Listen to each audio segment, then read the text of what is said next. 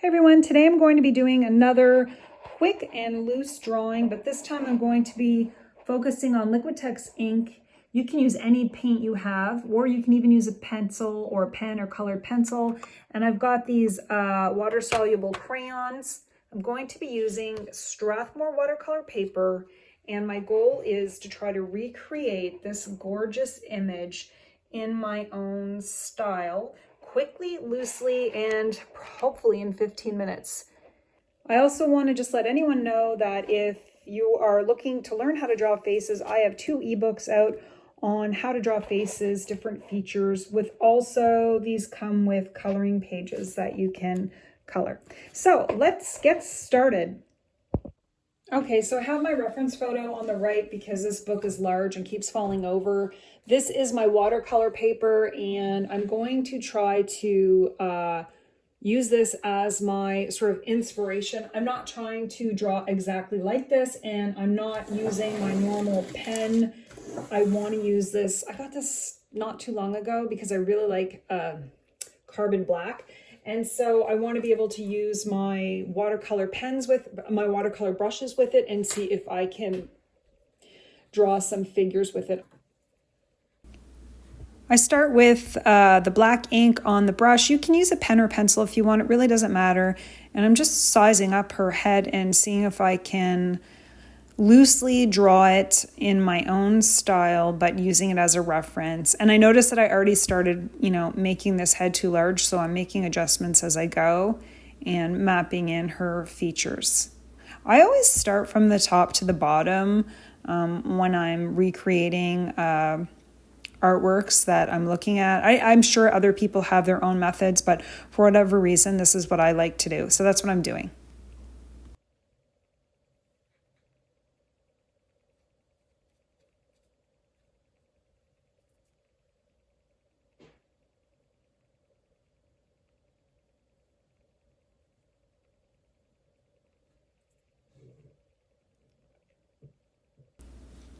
I love how artists from the past make everything look so simple. If you look at this artwork on the right-hand side, it just looks simple. Simple lines, simple shades and colors.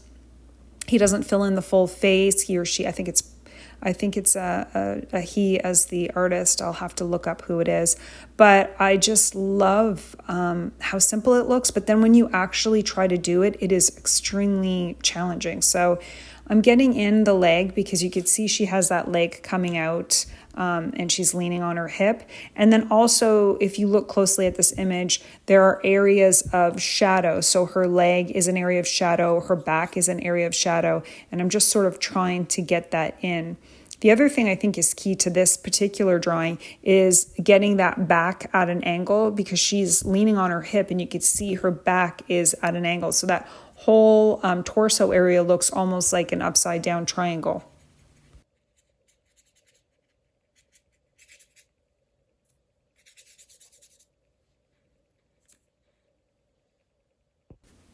At this point, I'm super excited with how this looks, and I've grabbed some red ink. I have Liquitex ink, but you can use whatever materials you have on hand, and I'm just sort of putting her lips in there because, again, there's something so simple and beautiful about that artwork.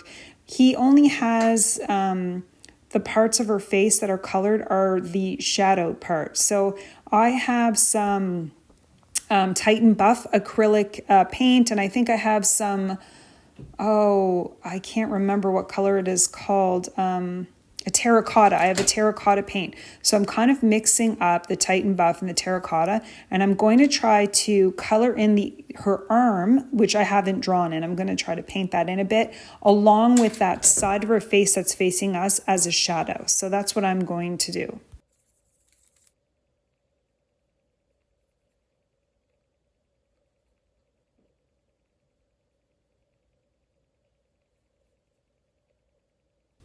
I'm using a really light touch here. I'm also using a very small paintbrush, and I'm just almost dabbing it on.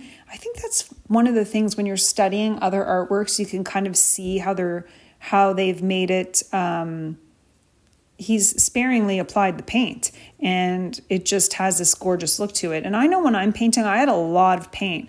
So sometimes it's nice to try something different, and that's what I'm doing here.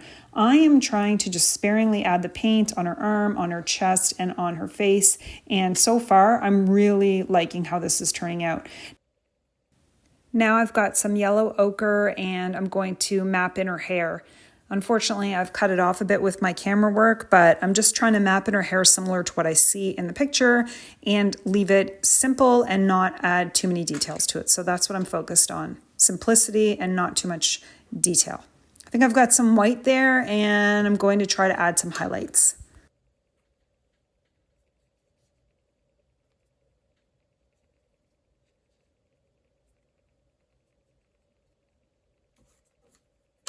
One of the lessons I'm really learning in this drawing is holding back. So I've completed that woman, and normally with my own style, I would paint over and do a lot of layers. So this time I'm just really sticking to what I'm seeing and knowing that it's simple yet elegant and you don't need too much paint. So now I've moved on to the other lady who was more of a challenge in this drawing, trying to get her shirt right. It was a lot of curvy lines there, and so I'm just trying to map that in. I think I'm making that neckline, like her collar, a little too large, but I continue on because it's ink and you can't erase it, so I just keep going.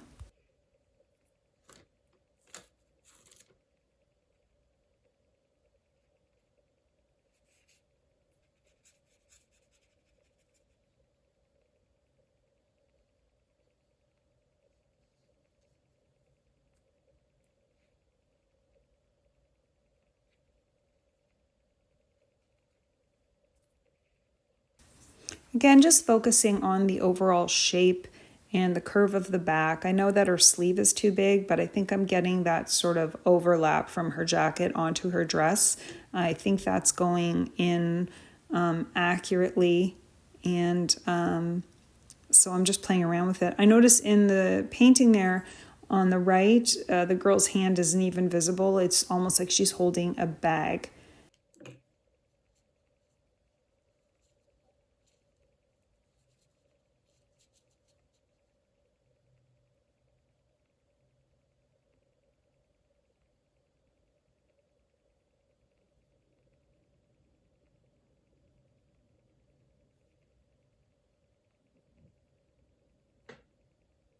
I do a little curvy line for her eyelid, give her the look of eyelashes. I'm adding in her hair, but I'm only adding a line in for the lip. That's just a marker point for me because I'm going to add a pop of red onto her lips like I did with the other lady.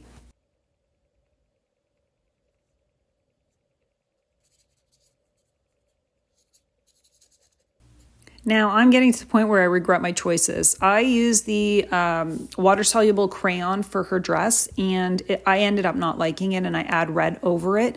So I end up not using this green for her dress. Even though you're seeing me do it, I eventually paint over it with red.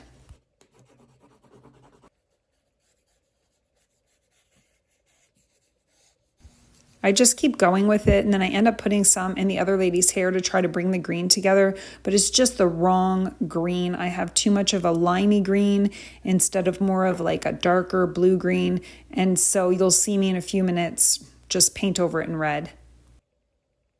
I'm continuing to add color to her face. I'm just trying to add little areas of shadow and under her neck and on the side of her face where I think shadows will be.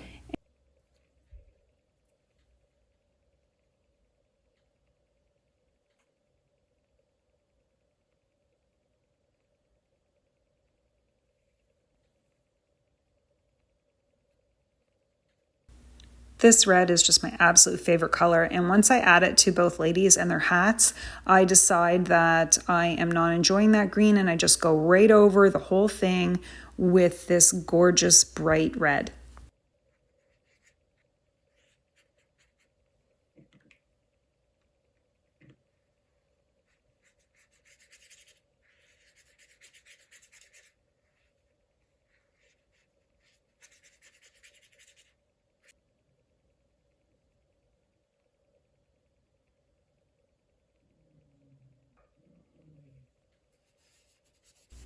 I've added some white paint to the black ink, some white acrylic paint to the black ink, and I'm just going over adding sort of a light gray to it before I start going in with a darker black for the shadowed areas.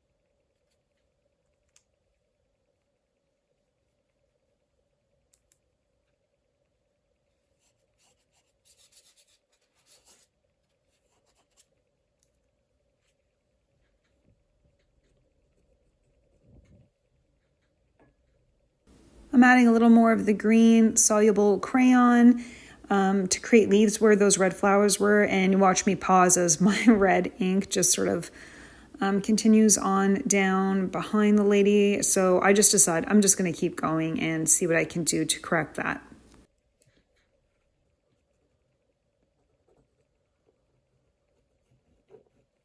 Going over it again with the black soluble crayon and adding some shadows. So I'm dipping in that crayon in water and just sort of going over areas where I think shadows should be.